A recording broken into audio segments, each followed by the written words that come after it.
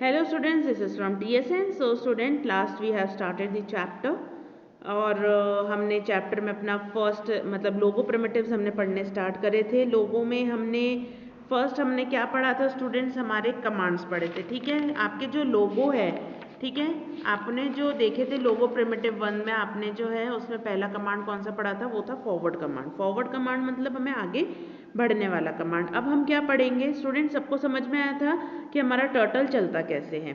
ठीक है, अब हम देखेंगे कि टर्टल जिस तरह से फॉरवर्ड चलता है ऑब्वियसली आगे जा रहा है तो पीछे भी जाएगा। ठीक है, हम उसको जिस तरह से हम मूव करवाना चाहते हैं वो उस अकॉर्डिंग मूव करेगा। तो हमने जो फॉरवर्ड अभी सीखा था उसी तरह से स्टूडेंट्स बैकवर्ड है। अब हम अपना सेकंड जो है स्टार्ट करेंगे, सेकंड टॉपिक। ठीक है, सेकंड कमांड क्या है हमारा, बैक कमांड। बैक कमांड क्या करता है, उसको पीछे लेकर आने का काम करता है। बैक का शॉर्ट फॉर्म क्या है, बी के।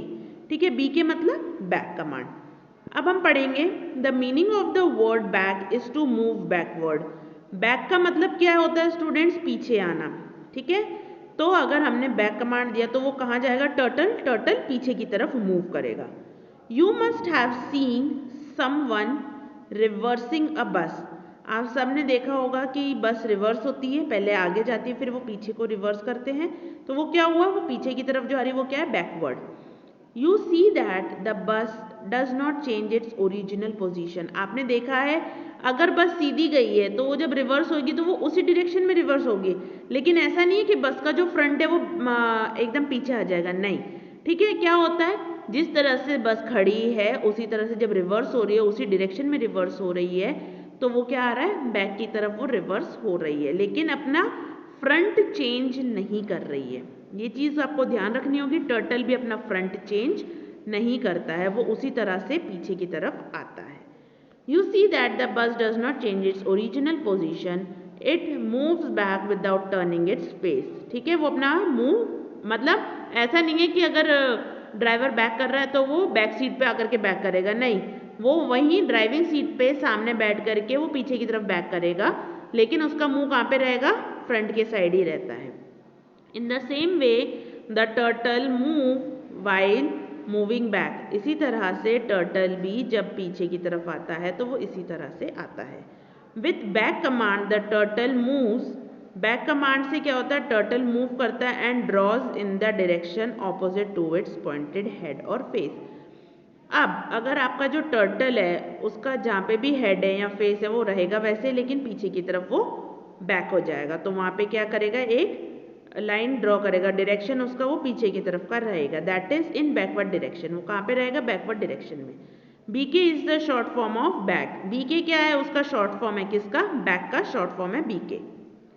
नेक्स्ट पेज पे आ जाइए, सबने पढ़ा था कल हमारा सिंटेक्स क्या है, सिंटेक्स क्या था फॉरवर्ड का, फॉरवर्ड, नंबर ऑफ स्टेप्स और एंटर की।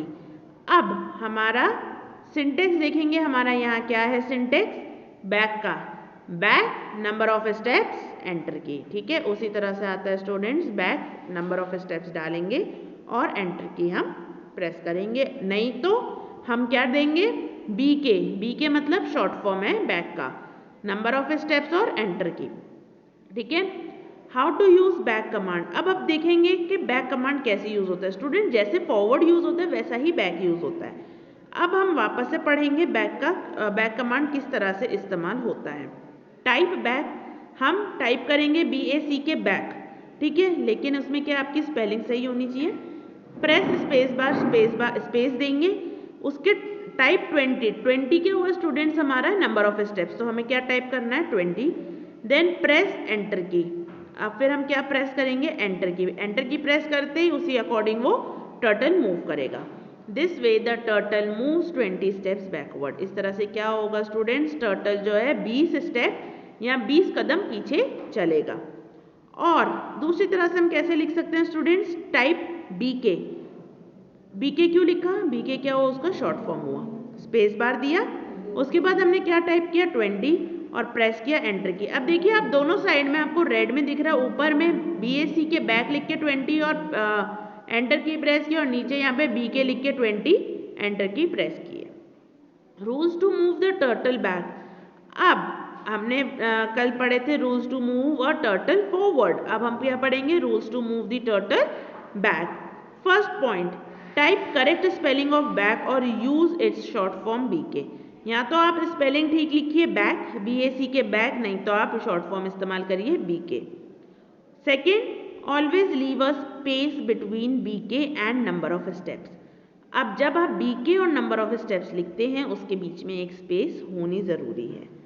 Third, always give the number of steps to move back. क्या करना है आपको, नंबर ऑफ स्टेप्स देने होंगे। अगर आप नंबर ऑफ स्टेप्स नहीं देंगे तो टर्टल नहीं मूव करेगा। और उसके बाद हम क्या करते हैं, एंटर की प्रेस करते हैं। Fourth, always press the enter की आफ्टर राइटिंग द कमांड। अब आपने जो भी कमांड देते हैं एंटर की प्रेस करनी बहुत ज़रूरी है, ठीक है। अब आ जाइए हम एग्जाम्पल देखेंगे यहाँ पे। Suppose the turtle wants to go to the temple which is 14 steps in the opposite direction of its house. अब टर्टल को कहाँ जाना है, टेम्पल जाना है, ठीक है। उसके घर से उसके ऑपोजिट डायरेक्शन में कितने स्टेप्स दूर है, वो 14 स्टेप्स दूर है। We help the turtle to reach there. अब हमें क्या टर्टल की हेल्प करनी है, क्या हेल्प करनी है, उसको 14 स्टेप्स चलाने में। So there bye giving the BK 14 command. अब हम वहाँ क्या देंगे कमांड, BK 14 क्यों देंगे, ताकि वो बैक जो है वो मूव हो, ठीक है, बैकवर्ड डायरेक्शन में मूव होगा।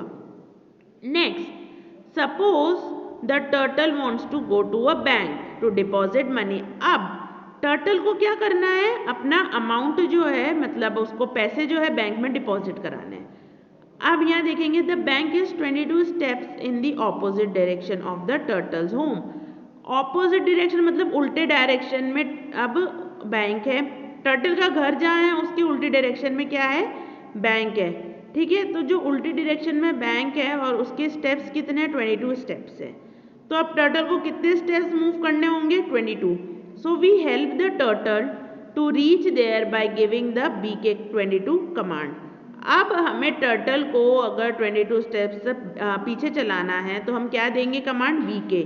वहाँ पे हम क्या देंगे, BK 22 कमांड। तो BK 22 कमांड दिया तो वो कितने स्टेप्स चलेगा, बैकवर्ड 22 स्टेप्स चलेगा। तो इस तरह से हमारा टर्टल मूव करता है। सो स्टूडेंट्स, आपको जो है अपने घर पे इसको एक बार रिवाइज करना होगा, एक बार आप पढ़ेंगे, चेक करेंगे कि टर्टल कैसे चलता है, ठीक है। बाकी आपके क्वेश्चन आंसर्स और एक्सरसाइजेज हैं वो आप एक बार चेक करेंगे किस तरह से क्या बोला गया है, ठीक है। और आपके साथ एक PDF फाइल शेयर कर दी जाएगी जिसके अंदर आपकी सारी एक्सरसाइजेज होंगी, आप अपने आंसर्स वहाँ से चेक कर सकते हैं। Thank you so much students.